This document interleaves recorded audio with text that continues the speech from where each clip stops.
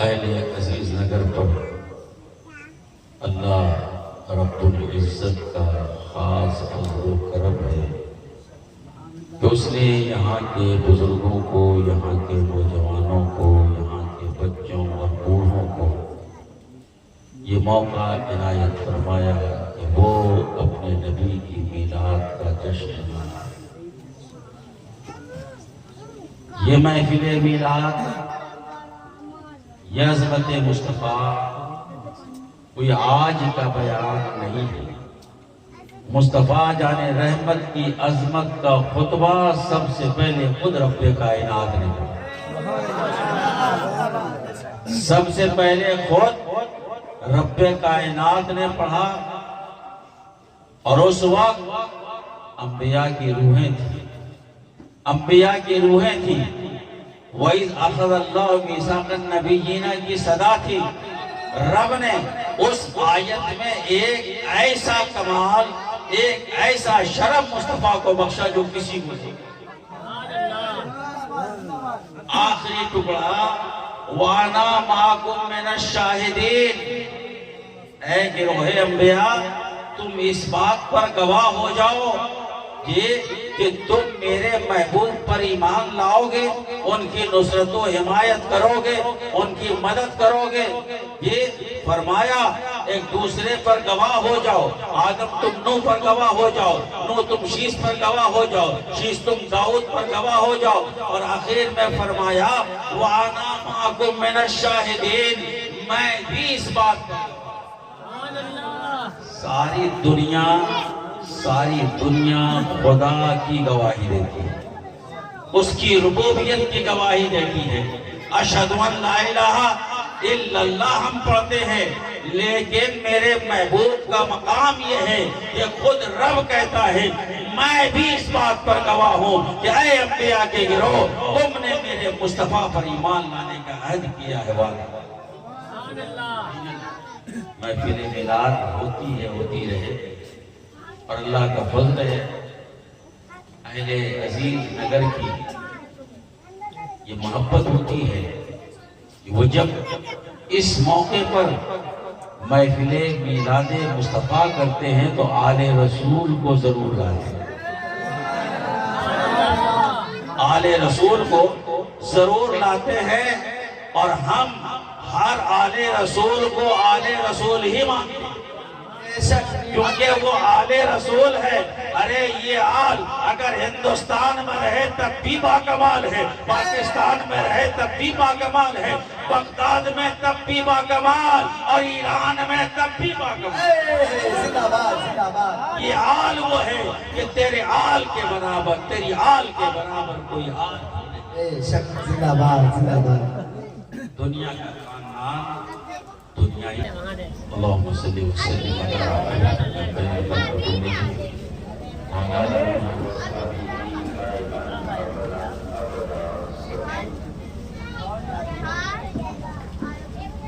اور اس لیے بھی آل رسول کی حاضری کو اپنے لیے ضروری سمجھتے ہیں کہ اگر ہمارے جملوں میں، ہماری باتوں میں، ہمارے کلام میں وہ طاقت نہ ہو تو کم سے کم ان کی موجودگی سے تو ہماری بات معتبر ہو۔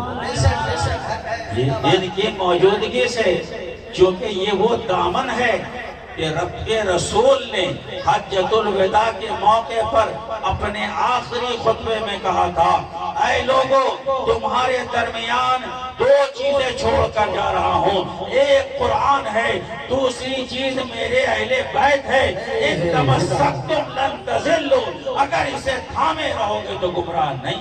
نعرہ تکبیر، نعرہ رسالت، جشن عید میلاد النبی۔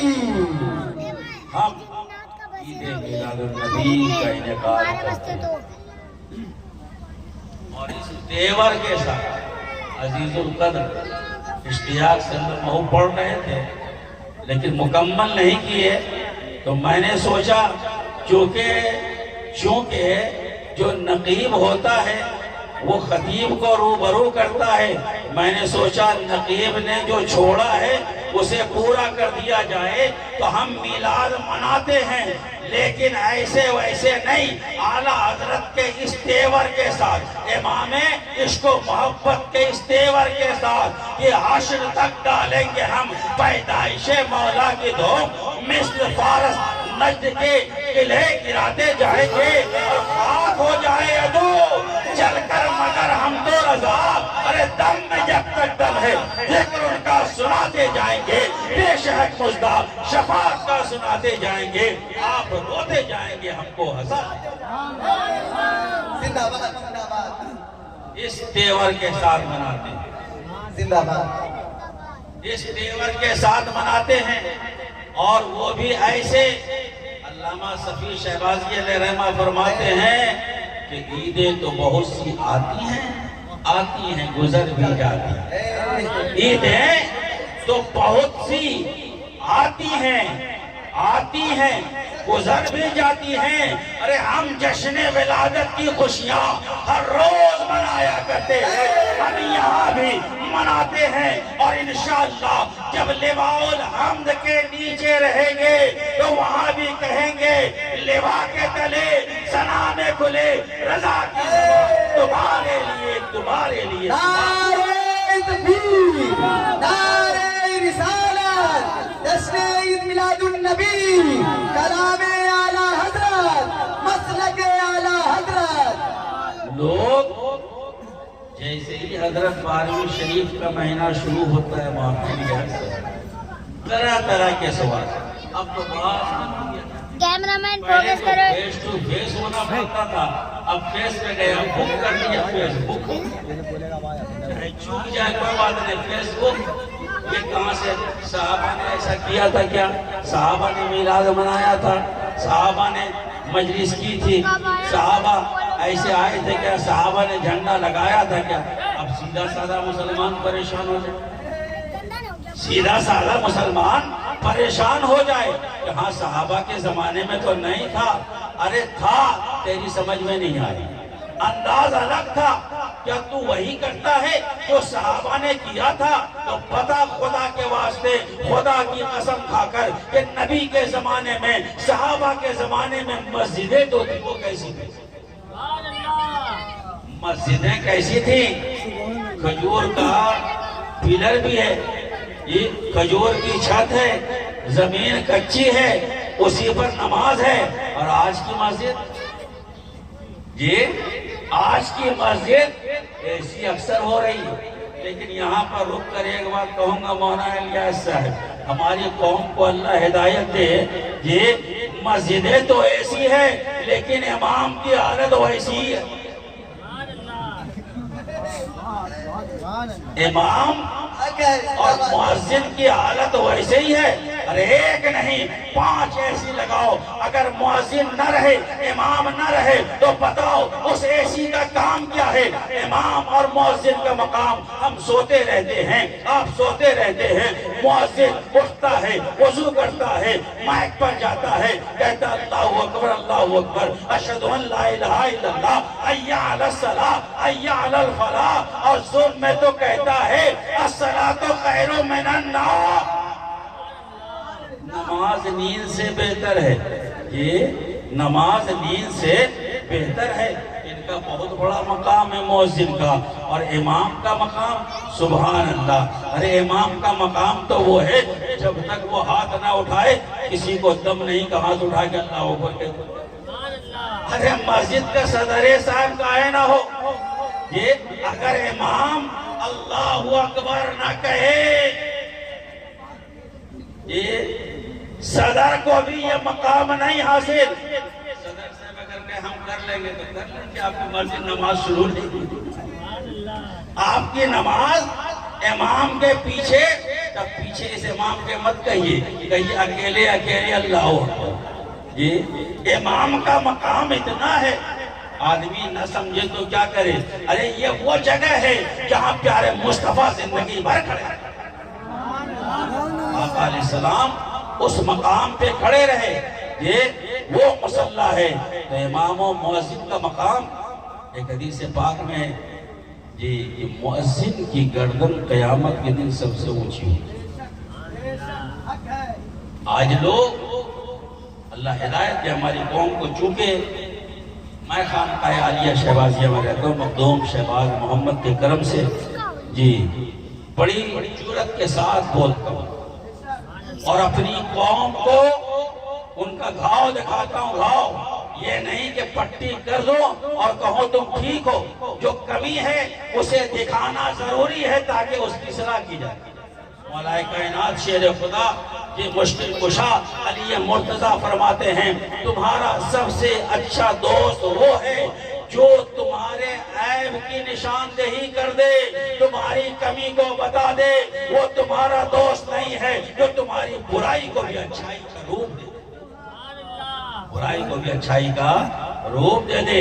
یہ مؤذن پیسہ کماتا ہے، اس کو ضرورت ہے، لیکن یہ ہے کہ وہ خدا کے گھر میں جھاڑو لگا کے کماتا ہے. یہ خدا کے گھر میں ہر شخص کو سمجھنا چاہیے مؤذن ہمارا تمہارا نوکر نہیں، ارے وہ بیت اللہ کا نوکر ہے، بیت رسول اللہ کا نوکر. وہ اس کی شان بڑی عظیم الشان ہے جی. تو سب سے اونچی رہے گی قیامت کے دن. یہاں چاہے سیکریٹری صاحب جتنی گردن اونچی کر لے، چاہے جتنی اونچی کر لے، لیکن اگر عقل ہوگی تو سوچیں گے کہ نہیں یہ غلط بات ہے، جو فاروق صاحب کہہ رہے تھے وہی صحیح بات ہے. میرے پیارے، آخر آدمی کا جی آدمی کی زبان اور دل کا کچھ اعتبار ہے کہ نہیں؟ کہا پیچھے اس امام کے اللہ اکبر، نماز پڑھنے میں پیچھے امام کے اللہ اکبر، اور پیچھے پڑھ کے جیسے ہی چائے کے دکان میں گئے پیچھے پڑھے.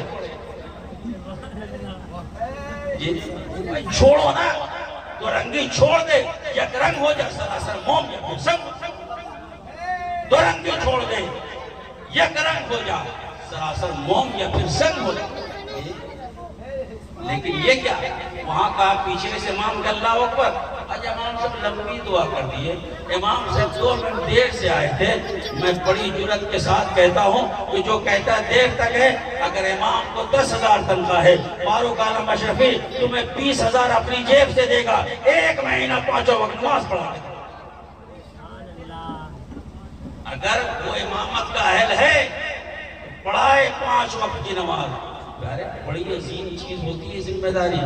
انسان ہے نا، ہم لوگ کی تو جماعت بھی چھوٹ جاتی ہے، نماز بھی چھوٹ جاتی ہے. ایک آدمی آگے پیچھے ہو جائے تو اس کو خیال نہیں کرنا، یہ فرض و واجب نہیں ہے.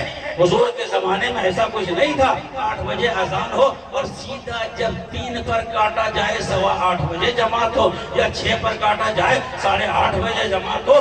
ایسا کچھ نہیں تھا. ارے ایک آدمی آگے پیچھے ہو گیا تو کون سی قیامت آ گئی؟ سوچو وہ بھی انسان ہے، اسے بھی کوئی ضرورت پڑ گئی ہوگی. ہو سکتا ہے عین وقت میں اسے استنجا لگ گیا ہو، عین وقت میں کوئی ضرورت پیش آ گئی ہو جس کی تکمیل میں اسے ٹائم لگ گیا ہے. میرے پیارے، مسجد کو ایسی بناؤ، مسجد کو خوبصورت بناؤ، لیکن امام کی بھی عزت کرو، قوم کی بھی عزت کرو. اور سن لو، جو قوم اپنے قائد کی عزت کرتی ہے وہ قوم دنیا میں بھی معتبر ہوتی ہے اور آخرت میں وہ اس کا مقام اونچا اور بلند و بالا.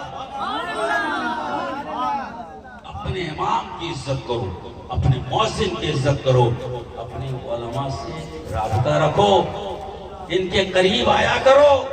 ان کی مجلسیں ایسی ہیں جیسے عطر بیچنے والے کی دکان.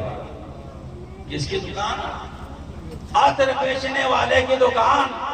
عطر بیچنے والے کی دکان پر اگر کوئی چلا جائے، نہ بھی خریدے تو اس کو خوشبو ضرور ملے گی. ارے گلاب کا ڈھکن کھولے تو گلاب کی خوشبو، بیلی کا ڈھکن کھولے تو بیلی کی خوشبو، چنبیلی کا ڈھکن کھولے تو چنبیلی کی خوشبو. لیا کچھ بھی نہیں، مہک سب کی پایا. ویسے ہی پیارے، اگر کوئی شخص حضرت سید صاحب کی بارگاہ میں بیٹھا ہوا ہے، چند آدمی بیٹھے ہوں، ایک آدمی آ کر پوچھتا ہے مسئلہ، تو حضور ایک مسئلہ بتائیے. کیا مسئلہ پوچھتا ہے؟ ایک مسئلہ آ کر پوچھتا ہے تو حضور جنازے کی نماز ہو رہی ہے. اے بابو کیا کر رہے ہیں؟ چھوڑ دو اس کو، چھوڑ دو، سونے دو اس کو. شامل ہوئے. اب امام 2 تکبیر کے بعد تو سلام پھیر دیں گے، ہم کیا کریں؟ اور نماز میں تو